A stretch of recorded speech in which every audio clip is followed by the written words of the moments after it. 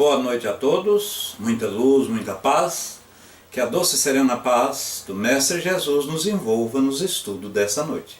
E hoje a Sala Luz está transmitindo aqui da Federação do Tocantins.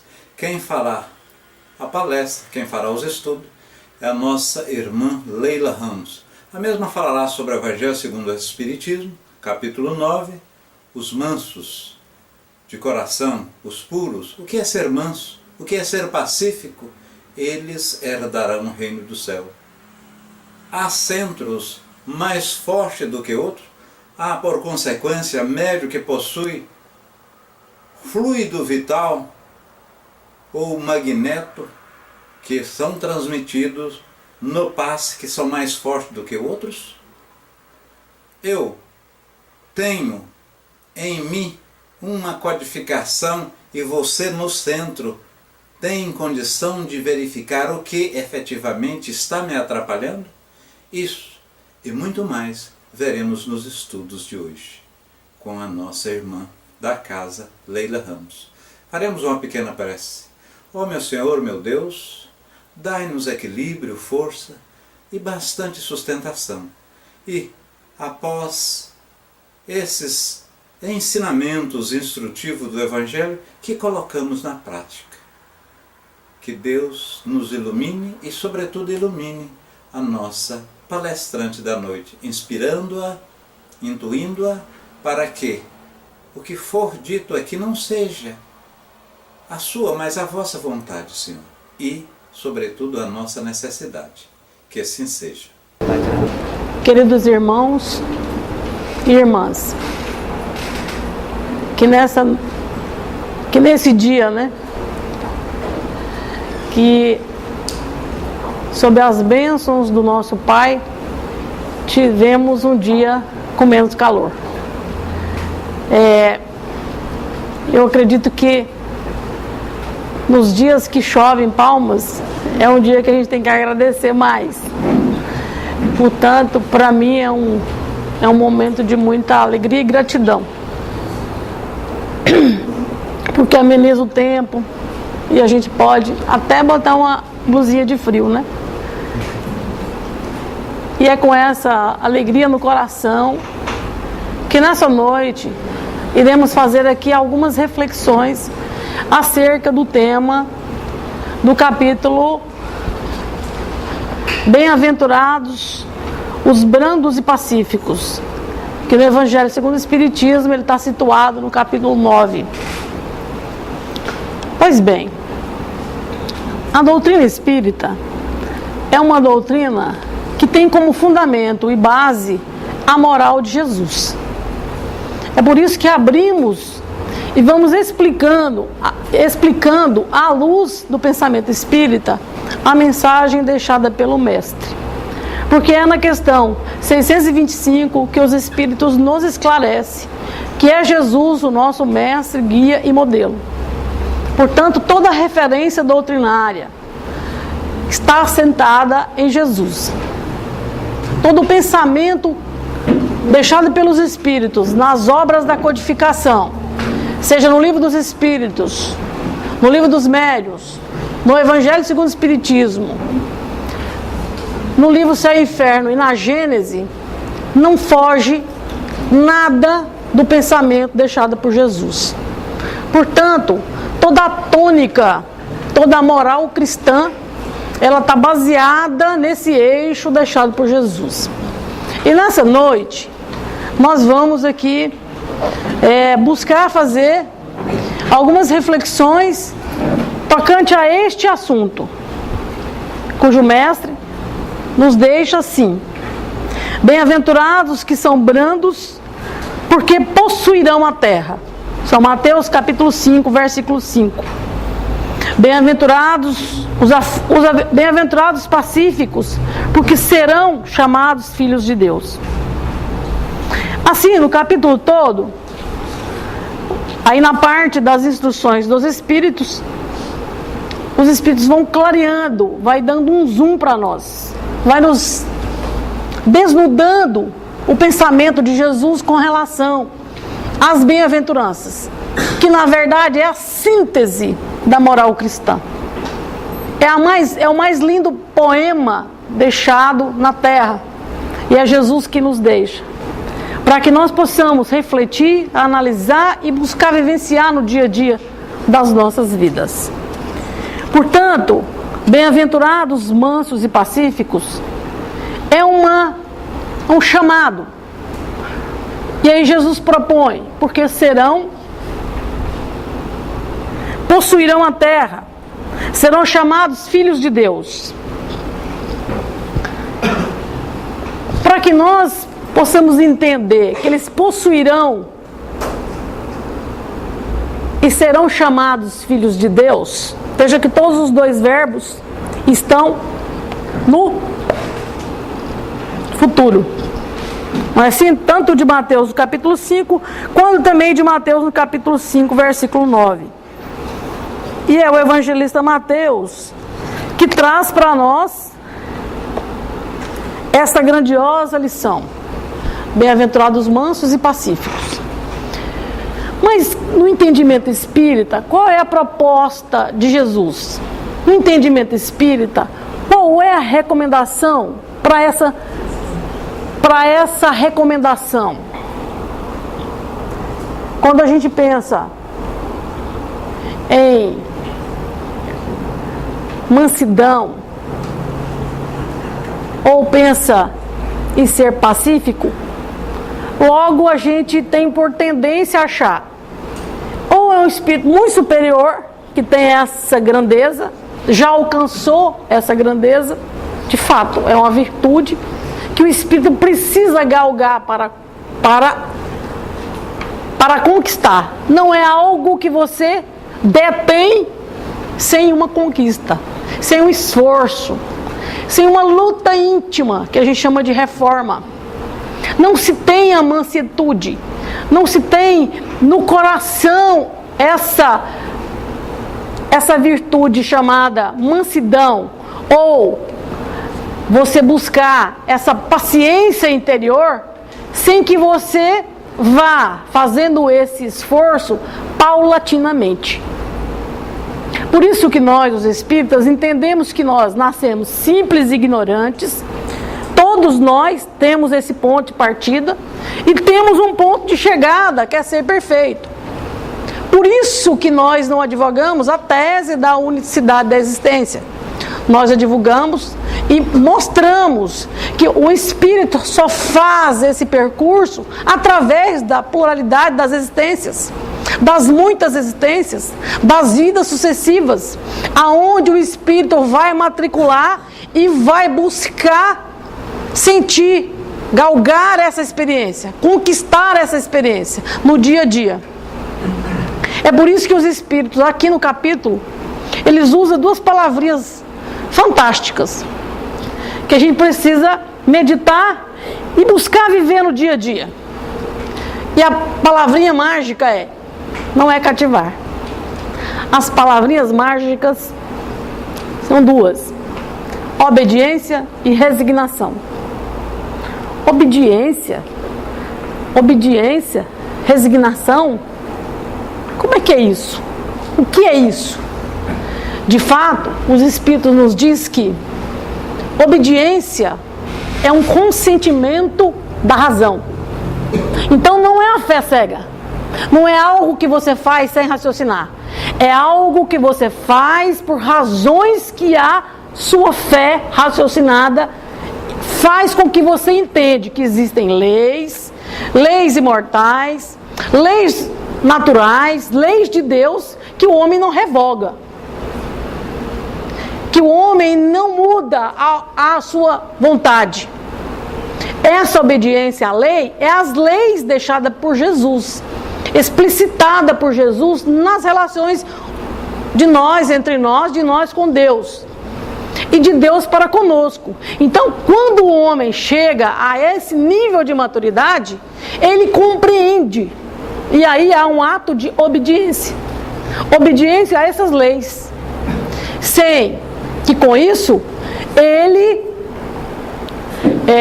naturalmente vai mudando de posição de um ato colérico ou de um ato, diríamos assim, não compreendido, mas de um ato compreendido, o porquê daquela situação. Porquê daquela situação que ocorreu na minha vida, fora da minha alçada, da minha governabilidade. Se esse ato me foi colocado, por quê? E por isso que muitas pessoas pensam assim, bom, mas nesse momento em que eu passo por uma determinada provação, ou uma expiação, e eu não governo essa vontade, é porque eu já agi, eu já usei do meu livre-arbítrio, eu já gozei do meu livre-arbítrio, agora eu estou, no momento em que eu estou acionando as consequências dos meus atos, do meu livre-arbítrio, ou seja, está na hora do plantio, está na hora da minha colheita, porque eu já plantei, eu já usei do meu livre-arbítrio, então na hora da colheita, que é para mim experienciar, que é para mim poder rever o que eu fiz, como eu fiz, de que forma que eu fiz, e que isso causou um dano para o outro e para mim mesmo. Então eu preciso rever meu percurso, eu preciso reparar meus percursos, eu preciso reconduzir minha vida. São os sinais que a vida nos dá de que a gente está no caminho errado. Aí a porta da dor é o caminho, porque a gente atrai os caminhos que nós plantamos. Nós colhemos o caminho que nós plantamos. Assim é a obediência na visão espírita. E resignação? A resignação é o ato do espírito compreender pelo sentimento, pelo coração. Ele é resignado porque ele passa por aquela situação compreendendo a situação e recebe a situação como um ato de melhoria para a própria vida. Por exemplo, vou dar um exemplo simples, bem simples. Quando eu tenho, na minha existência, encontrado, eu sempre dou esse exemplo, que é um exemplo muito comum na nossa vida, em que às vezes a gente se revolta por ignorância, ou porque a gente não quer ver, ou a gente não quer compreender o ato ali praticado. Muitos de nós, em uma determinada existência, vamos encontrar no meio da nossa caminhada os nossos cobradores. Vou usar a palavra cobrador, porque tem gente que prefere obsessor. Eu prefiro usar a palavra cobrador, porque nenhum obsessor vai ficar na minha cola, no meu pé, se eu não tiver feito alguma coisa com ele. Se eu não tiver alguma coisa em mim que o atrai, ou alguma coisa que eu fiz que incomodou ele, ou eu fiz para ele e ele vem atrás de mim, porque ele não tinha a compreensão, ele não tinha a compreensão também, e se revoltou contra a lei, porque ele também não é apenas uma vítima. Ninguém é vítima. Ninguém é vítima. Nas leis cósmicas, nas leis divinas, ninguém é vítima. A gente só planta o que colhe. Portanto, quando nós nos debruçamos diante de uma situação como essa, a melhor forma não é vir na federação ou em qualquer centro espírita e mandar tirar o obsessor, tirar o encosto, né? Como muita gente fala. Olha, eu vim aqui para resolver o meu problema. Semana passada eu recebi uma pessoa aqui dizendo isso para mim. Olha, eu quero tomar um passe especial. Eu disse, não, aqui não tem passe especial. Como não tem? Não, aqui não tem passe especial. Se o senhor merecer tomar um passe do jeito que o senhor está imaginando que o senhor precisa, quem vai saber é a espiritualidade, porque nem os médiums faz isso. Os médiums é doador de energia. O médium impõe as mãos sobre você e doa energia para que a espiritualidade, conforme o seu mapinha, né? As suas necessidades, o seu merecimento, a espiritualidade sabe. Porque há situações em que a pessoa chega no passe que ele está com um guarda-chuva na cabeça, ele está fechado, as vibrações não absorvem, não são absorvidas. Por quê? Porque eu não estou receptivo, eu de fato não estou querendo mudar. Porque a mudança não pode ser só para o obsessor, porque essa é a grande questão. Eu quero ser merecedor de uma falsa obediência perante a lei. Não, eu quero, eu entendo, acho bom, mas essa doutrina, mas eu entendo que eu preciso viver minha vida. Eu sou jovem, afinal de contas. Eu não aguento mais esse obsessor na minha vida. Ele não sai da minha cola. Bom, mas se ele não sai da sua cola é porque o negócio então é bem grudado mesmo. Se ele não dá uma folguinha, se ele não deixa você respirar, porque então é mais grave ainda. Aí as pessoas não entendem por que no atendimento espiritual as pessoas não dizem logo. Porque tem as pessoas que... A senhora está vendo alguma coisa? A senhora viu aí um espírito aí? A primeira coisa que as pessoas querem saber é o panorama espiritual que ela tem, que ela está. A senhora sentiu alguma coisa? A senhora sentiu um arrepio? A senhora viu alguma coisa? É muito comum as pessoas chegarem no atendimento espiritual e quer saber de imediato a sua ficha. Igual um médico, né? A gente chega no médico e diz, ei, doutor, o que é? Ele diz, não, vou ver os exames primeiro. O espírita sensato na casa espírita, por mais que a equipe veja os obsessores tudinho, primeiro não fala para você. Porque senão você sai daqui correndo. Nós não podemos... A pessoa, se todo médico dizer que você está com câncer, viu, meu amigo? A pessoa morria. Então nós também não fazemos isso, de modo nenhum. Nós não vamos assustar as pessoas. De modo nenhum, a terapêutica espírita indica o quê? Os dois são tratados. Os dois são auxiliados. Os dois são acolhidos. O encarnado e os desencarnados. Diríamos assim. São acolhidos na casa. E há um atendimento específico para cada um deles. Agora, se há uma sintonia, e se essa sintonia for intensa, há que se ter toda uma paciência no processo. Porque ninguém cura uma relação tão intensa simplesmente porque eu quero que a pessoa saia do meu lado. É igual a pessoa falando, eu quero que o meu câncer saia de mim. Não é assim. Não é esse processo. Não é basta um querer e que a coisa se resolva. Muitas pessoas acham que é um centro espírita fraco. Não, na federação o negócio lá é fraco. O povo lá não resolve o problema, não. Tudo bem, então vale o forte. Se é assim que você entende que vale o forte. Porque nós entendemos de uma maneira muito pautada nos ensinamentos deixados por Jesus. Os dois são irmãos. Não é porque um está desencarnado e outro está encarnado que os dois não são irmãos. Todos os dois estão conforme o ensinamento de Jesus, somos nós irmãos. A diferença é que ele está encarnado e eu estou encarnado e ele está desencarnado, mas ele é um irmão querido. A casa o acolhe. A casa não expulsa. A casa oferece a ele a mesma terapêutica para o encarnado.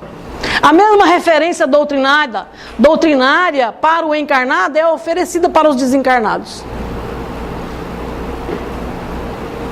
Portanto, é nessa hora que a gente vai entender na mensagem de Jesus a sutileza, mas aí tem que ter ouvidos de ver, e olhos de ver, e ouvidos de ouvir, para compreender a mensagem deixada pelo Cristo há mais de 2000 anos. Quando os Espíritos nos diz que somos irmãos, os Espíritos não estavam mentindo, e nem Jesus. Nem Jesus. Por isso que nós, quando fazemos aqui essas reflexões, trazemos esses casos muito pertinentes ao que nós passamos no dia a dia, porque é preciso que eu, primeiro, na terapêutica espírita, eu queira mudar. Eu preciso me perdoar dos atos que eu fiz, das atitudes que eu tomei, para mim começar um processo de auto-perdão, depois um processo de perdão para o outro, porque ele também desenvolva esse processo. E a terapêutica espírita nos orienta a uma equipe que vai cuidar dos chamados cobradores, porque vão fazer com ele todo um processo também dialogado. Às vezes, há necessidade que esse espírito venha se comunicar nas chamadas reuniões mediúnicas. Espírita nenhum precisa ter medo disso, não. Se aqui tiver muito espírito, não precisa ter medo. Os espíritos estão em todos os lugares, não é patrimônio nosso, não. Como muitas pessoas acham que vou passar longe do centro espírita porque ela está cheia de espírito. Os espíritos estão em todos os lugares. Eles não são circunscritos à casa espírita. A diferença é que na casa espírita ele não é considerado um demônio. ele é considerado um irmão, que é acolhido diante das suas necessidades, das suas angústias. Porque se no passado ele sofreu, o algoz dele é: sou eu, que hoje estou sendo o acolhendo como cobrador meu, eu preciso reparar essas arestas, essas encrencas. Em algum momento histórico na minha vida eu vou ter que reparar essas encrencas, eu vou ter que fazer esses enfrentamentos. E esses enfrentamentos são necessários para os dois, não é só para um, não. Há casos em que demora-se muito tempo de existência a existência. Por isso que no centro espírita a gente não diz assim, ó, pode vir aqui tomar 7 passos, tá? Toma 7 passos que você vai ficar bom. Não existe isso. Nós não temos governabilidade para o tempo dele e nem tempo para o espírito. Nós não podemos prometer, ó, toma 7 passos, 9 passos, 10 passos, 12 passos, 13 passos. Ninguém tem essa mágica. Você está tirando no escuro. Ou então dá mais 7, né? Depois dá mais 7, depois dá mais 7. Porque não é assim, não é essa lógica matemática. É a ação da vontade. É a lei do livre-arbítrio.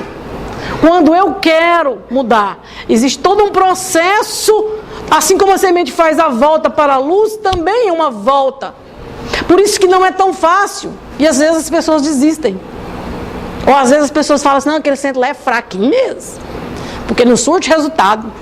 Eu não durmo direito, eu não consigo dormir, os meus obsessores não me largam. Mas é preciso que a gente compreenda que às vezes nós estamos tendo um mérito de ter eles, porque segundo o Chico, quando perguntaram para ele, quando foram em equipe na Casa da Prece, chegaram nele e falaram, Chico, nós agora montamos um centro espírita que todo mundo precisa conhecer. É o centro que só tem gente perfeita. Lá não vai obsessor, só vai espírito de luz. O Chico, é mesmo, irmão?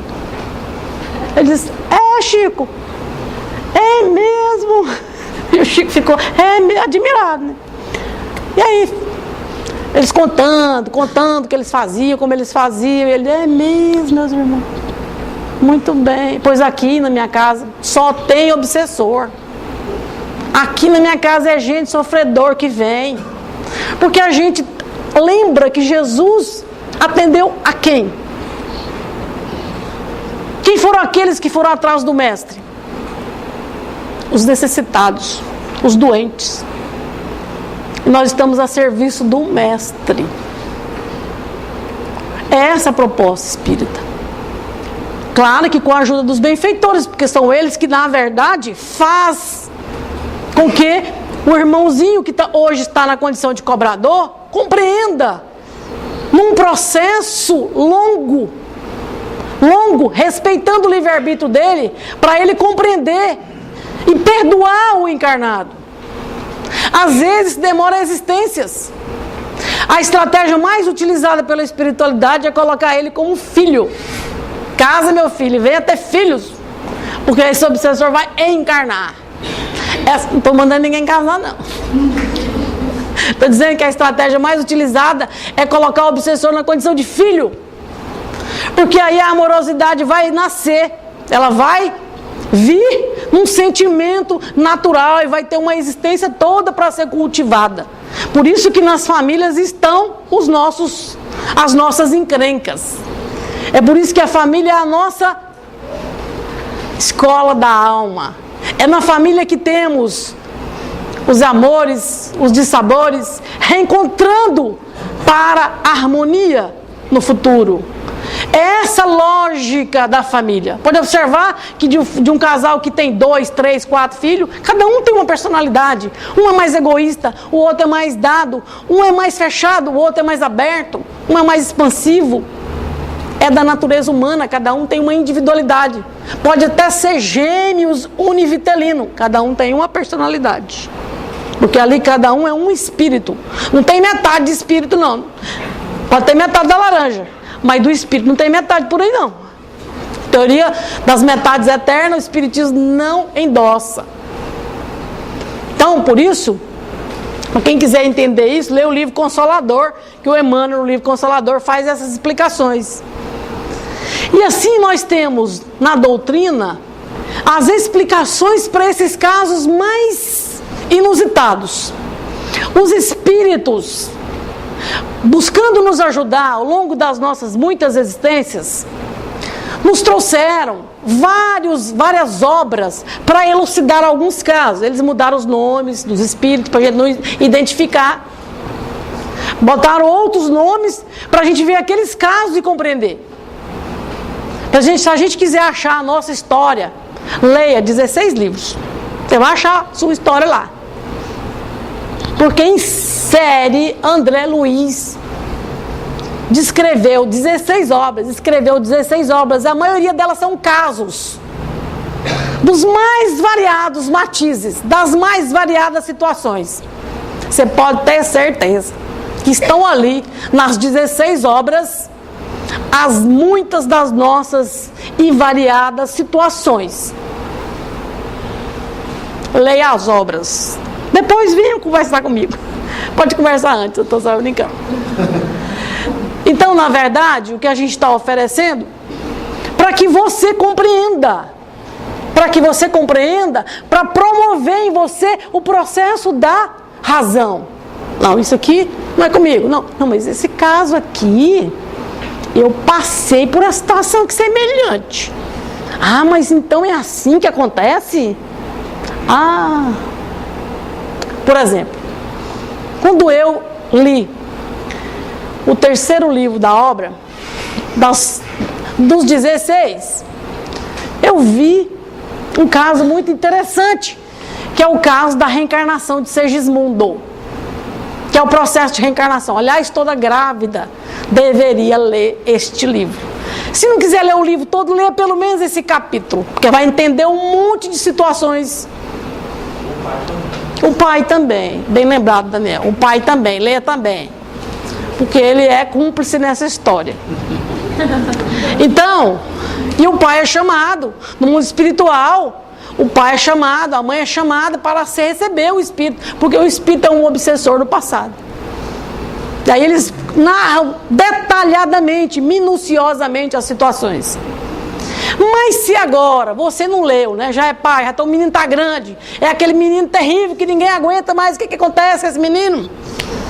Ele adora a mãe, mas detesta o pai. Ou então ele detesta o pai, mas adora a mãe. Idolatra um e detesta o outro. Tem dificuldade com o outro. Pode ler a mensagem, que ela também vai te servir. Porque ela vai fazer você se ver. Em algumas situações você vai se ver. Eu fui atrás da minha mãe para conversar com ela, para entender um pouquinho daquilo que eu conseguia captar na primeira leitura. Eu leio esse caso tem mais ou menos uns 20 anos.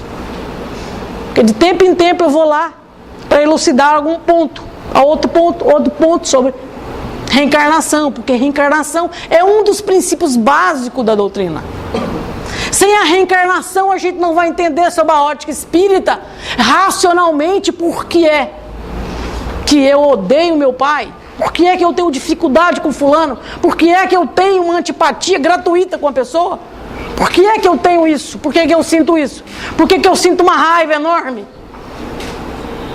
por determinadas pessoas e por outras eu tenho uma graciosa vontade de estar perto. Mas ao ler essa literatura maravilhosa que começa no livro Nosso Lar e vai até e a vida continua, nós vamos entender nesse processo todo quais são as nossas situações em que eu me espelho, porque quando eu me espelho eu me vejo, é reflexo. Isso me ajuda terapeuticamente, me dá um alento, porque eu percebo que o outro também passa pelas situações que eu estou vivendo. Por isso que hoje desenvolveu-se uma terapia chamada terapia de grupo, para os casos de pais que perderam filhos em tenridade, para os casos de pais com drogadição, o filho morreu drogado. Hoje é muito comum as pessoas solidariamente se ajudarem diante das suas dores, das suas mazelas.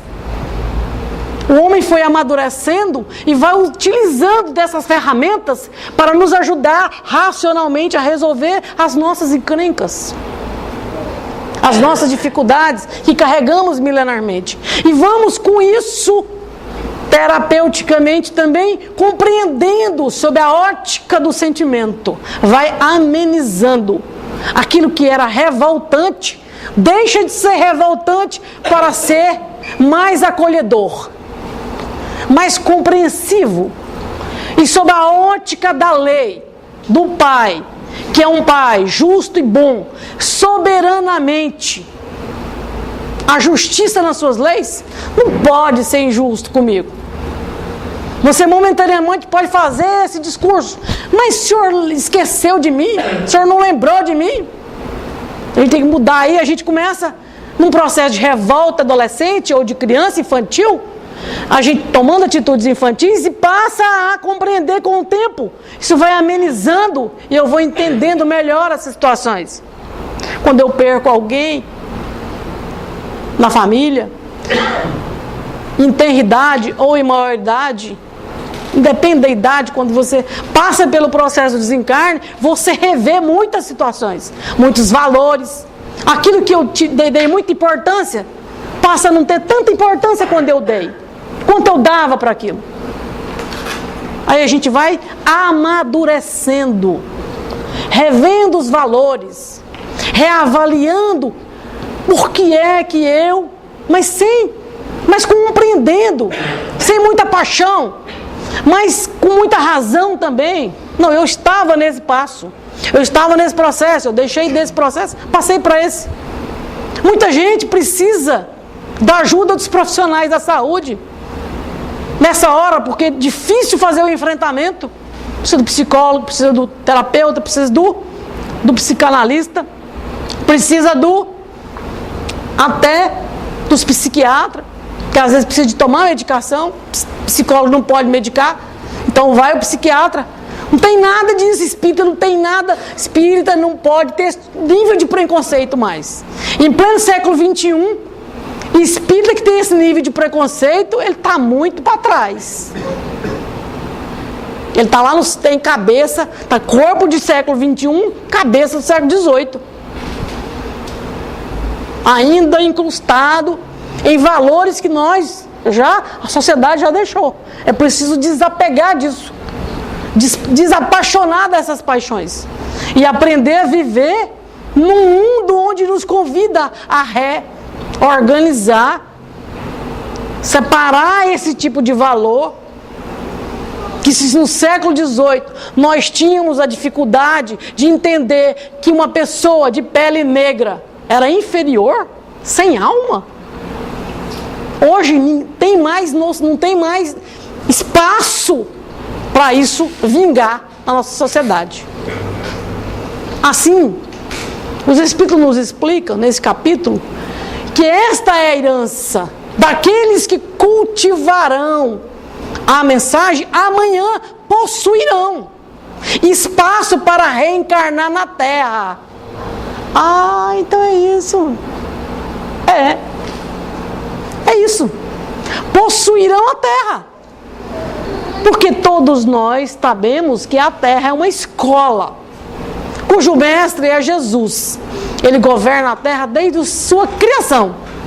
E como governador da Terra, essa escola está num processo contínuo de transformação. Basta observar que nós entramos no século passado de carroça e saímos de espaçonave. Nós somos desse tempo. Nós vimos isso.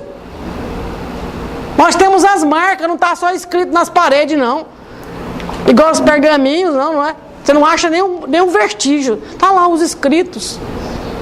Está aí para todo mundo conhecer carroça, né? Carroça não está em museu ainda não.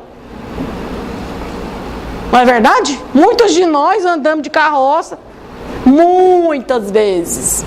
Ninguém tem vergonha de dizer isso, né? Porque nasceu, criou. Quem vem do interior, então, isso é muito comum. Tem gente que até chora de saudade quando escuta uma música sertaneja.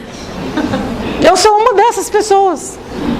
Quando eu ouvia minha mãe e meu pai cantar a música, aliás, até hoje, que eu canto com eles, né? Então, assim, começo a valorizar as coisas que eram sublimes, valorosas, do seio da família, algo que está dentro Não está fora, eu vou carregar isso. É um valor bom, é um valor saudável. E são essas as características daquela estirpe. E aí a gente tem a grandiosa experiência vivida pelo Gandhi. Um espírito amorosíssimo, um espírito que não veio no seio do cristianismo, e aí há uma estratégia divina para isso, para explicar para nós que Deus não é restrito ao cristianismo. Deus não é pai só do cristão, Deus é pai de todas as criaturas. Ele não está circunscrito a nós, os cristãos. Ele está circunscrito a todas as criaturas. Ele vem no seio do hinduísmo, compreende a seiva daquela mensagem e traduz isso na Índia. E ele faz disso um cajado e leva para a população. Aqueles que tiveram ouvido de ouvir, o seguiram. E realmente eles conquistaram pacificamente uma guerra. Eles venceram uma guerra. Está no nosso tempo. Não está lá fora, na antiguidade, no século 1, 2, 3, não. Está aqui, na nossa história. Está bem próximo de nós. Espíritos amorosos que conviveram conosco.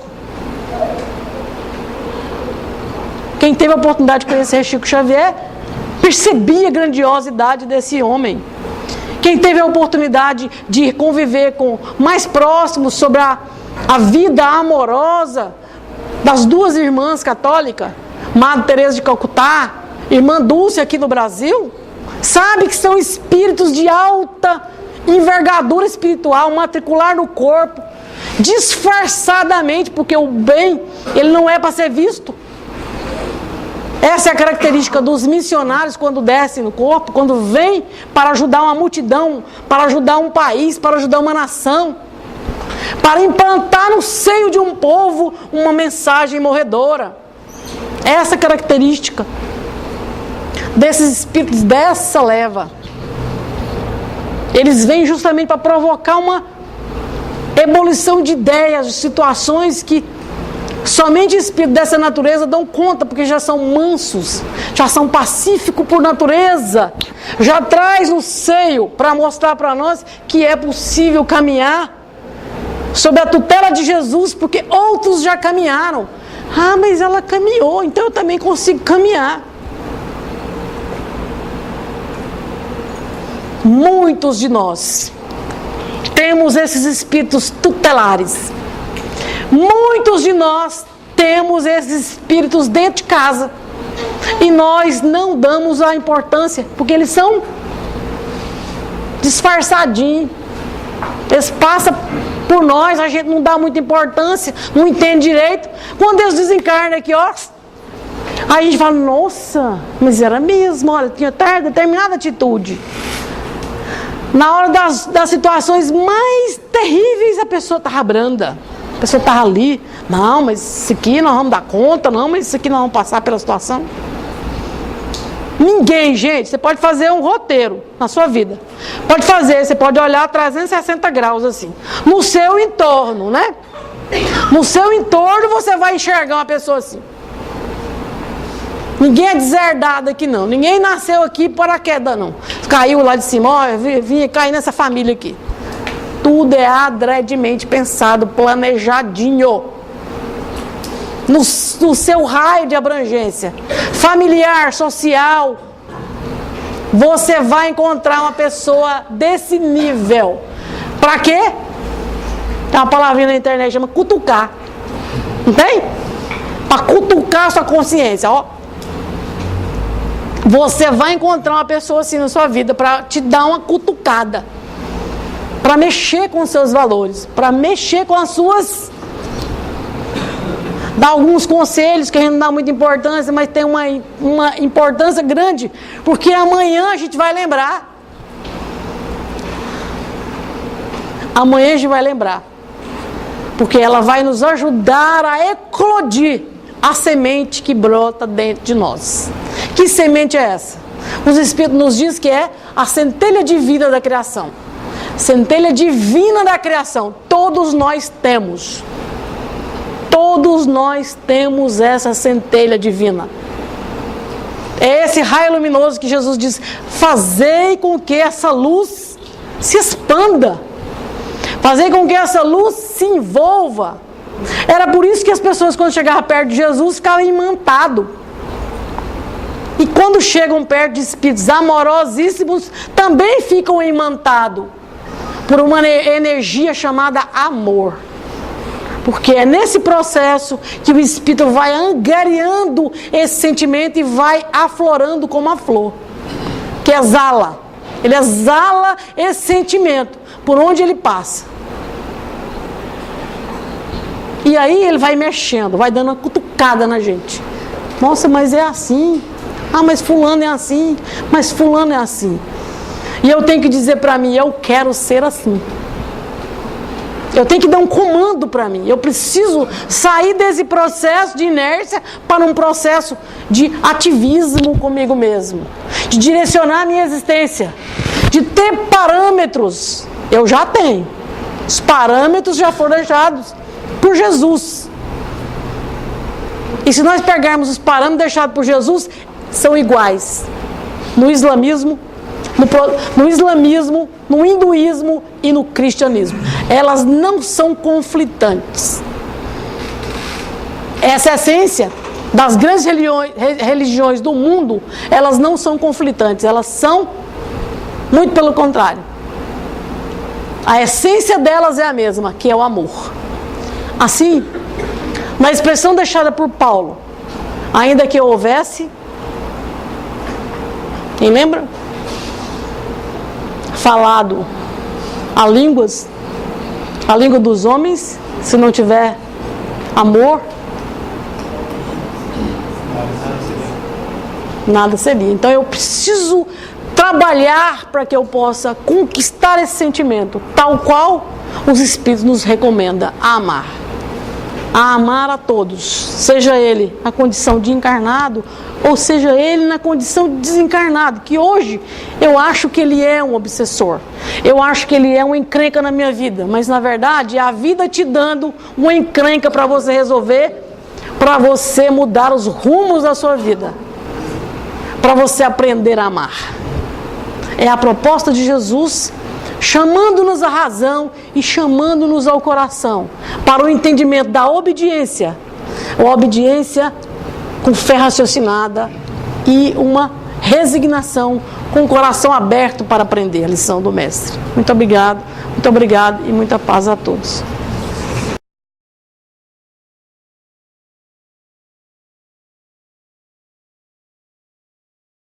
Muito bem, meus irmãos, extraordinários estudos. Então vimos que precisamos efetivamente ser mansos, puros, pacíficos, dóceis de coração. Porque se amanhã ou depois estaremos nos mundos felizes, estaremos em mundos superiores, por que adiarmos essa evolução? Meu Senhor Jesus, amado Mestre, nos dê equilíbrio, nos dê paz. Que assim seja, meus irmãos. Muita luz e paz. Passaremos agora a segunda parte dos trabalhos, que são os passos magnéticos. Um abraço de várias voltas. Tudo de bom.